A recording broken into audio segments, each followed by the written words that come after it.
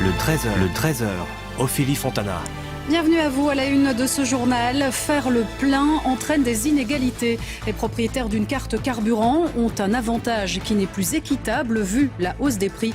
Le groupe d'experts du gouvernement l'épingle. Les détails avec Laurent Henrard en direct. Le secteur touristique est inquiet. Y aura-t-il assez de personnel pour assurer la saison estivale? Reportage dans un instant. Soleil, justement chaleur et plongeon. La plupart des zones de baignade wallonne sont accessibles. Martin Collier a les pieds dans l'eau à Clairefontaine.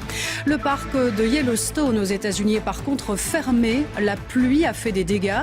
Ailleurs dans le pays, c'est la chaleur qui inquiète. Bref, la météo se déchaîne. Et puis, un but face à la Pologne. Cette nouvelle victoire permet aux Diables Rouges de se qualifier pour la suite de la Ligue des Nations.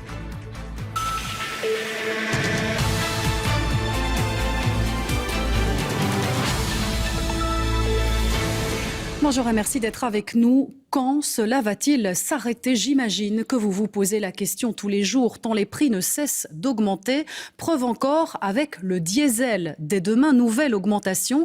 Et les bénéficiaires d'une carte carburant le sentent moins passer, c'est vrai. Alors cet avantage est en train de créer d'importantes inégalités. Reportage à la pompe avec François Andreoletti, David Crozet et Eric Bévert. Au moment de payer leur plein de carburant, certains ne sortent pas leur propre carte de banque, mais celle fournie par la société qui les emploie. Et ça change tout. Si on fait nos calculs, pour faire un plein, on a pour plus de 100 € actuellement. Et maintenant, avec ça nous coûte en fait 0 € pour nous. Parce que c'est la société qui paye l'essence, c'est ça? Exactement. Même pour les déplacements privés? Même pour les déplacements privés. Une situation qui fait des envieux parmi ceux qui payent de leur poche. On est un peu jaloux, mais bon, c'est comme ça. Hein.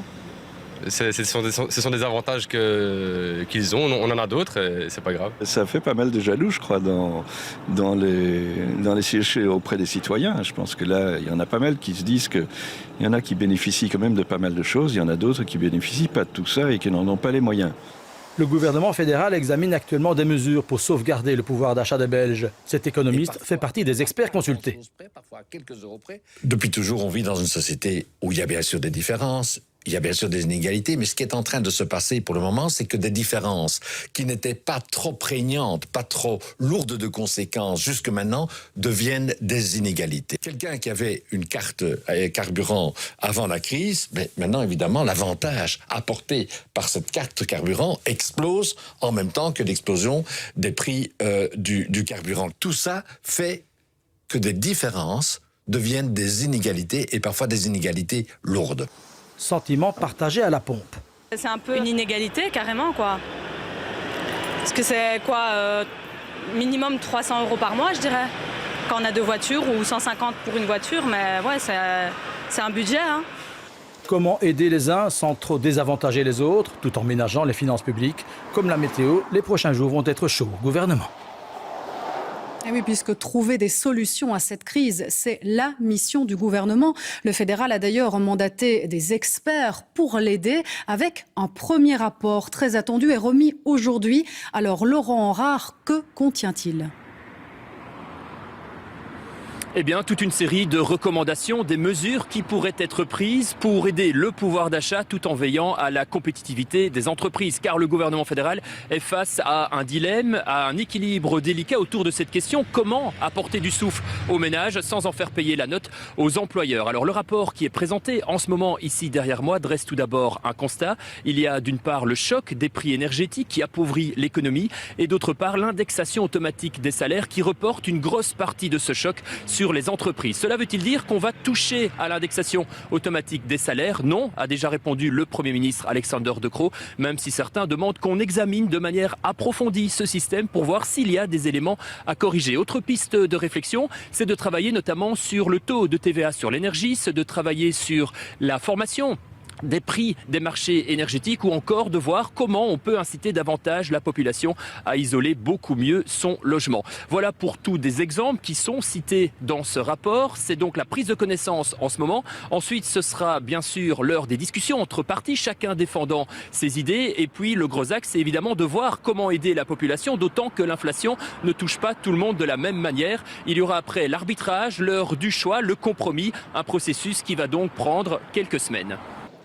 Dans la suite de ce journal, la pause carrière surprise du groupe BTS, star en Corée du Sud et bien au-delà. Si vous ne connaissez pas, on vous le présentera. Des satellites bientôt produits à Charleroi. On y construira la plus grande usine d'Europe. Et puis rencontre avec un pâtissier prometteur à 14 ans. Il a déjà son échoppe sur les marchés de la région de Thuin. Mais direction les États-Unis tout d'abord, comme chez nous, la météo alimente beaucoup les discussions en ce moment.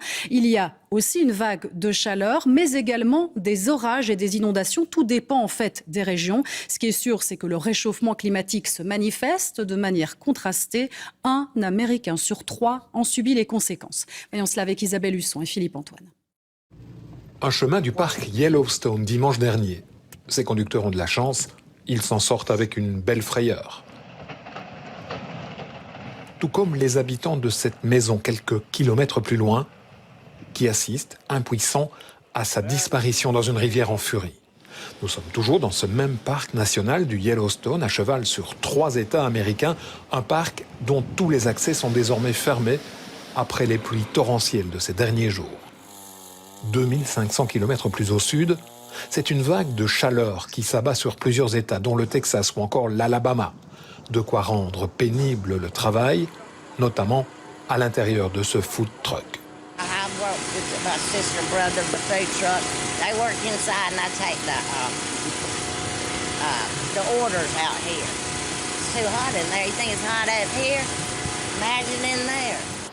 Avec des températures annoncées aux alentours de 40 degrés dans les jours qui viennent, plusieurs États ont émis des avertissements pour inciter la population à s'hydrater et rester à l'intérieur quand c'est possible. We have high-risk groups, for example, the elderly, people 55 and older, young children, children under the age of 4, people with chronic conditions, heart problems, respiratory conditions. Autre région concernée par d'importants événements climatiques, celle de Chicago, où les sirènes d'alerte ont résonné hier soir pour prévenir la population de l'arrivée de violents orages et parfois de risques de tornades. Des milliers de foyers se sont retrouvés privés d'électricité, certains bâtiments ont perdu leur toit, et sur cet aéroport régional, plusieurs petits avions n'ont pas résisté, eux non plus. Et lui aussi a de l'ambition. Il n'a que 14 ans. Nous allons vous présenter Tom, pâtissier en herbe dans la région de Thuin. Il propose déjà ses douceurs sur les marchés et le jeune entrepreneur est motivé. Nous allons le découvrir avec Apolline Putman de Télécentre. Vous avez peut-être goûté ces produits en vous baladant dans le marché des producteurs locaux à Thuin. Tom a 14 ans et son temps libre, il le passe à pâtisser et à développer son petit commerce au plaisir de Tom. Quand j'étais petit, j'ai commencé à cuisiner avec ma maman.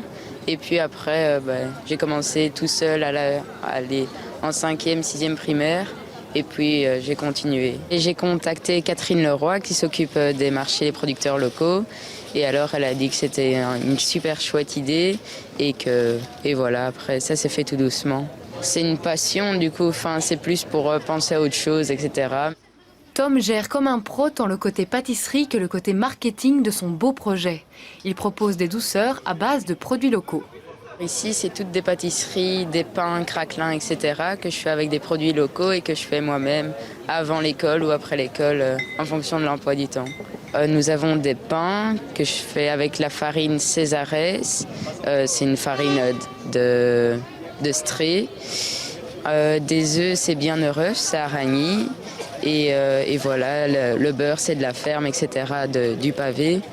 Et il y a des craquelins, des cookies, des moelleux, des muffins. Du haut de ses 14 ans, Tom est admiré pour sa motivation. Il mérite sa place parmi les producteurs locaux de ce marché. Je pense que c'est super d'avoir un jeune motivé comme cela.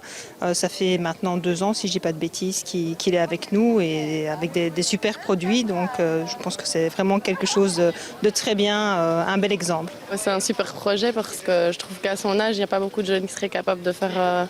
De se mettre en avant comme ça et de pouvoir mettre son produit en avant. Et c'est super bon. Franchement, il fait des bons produits. Donc franchement, c'est sympa d'avoir des petits jeunes comme ça qui osent se lancer.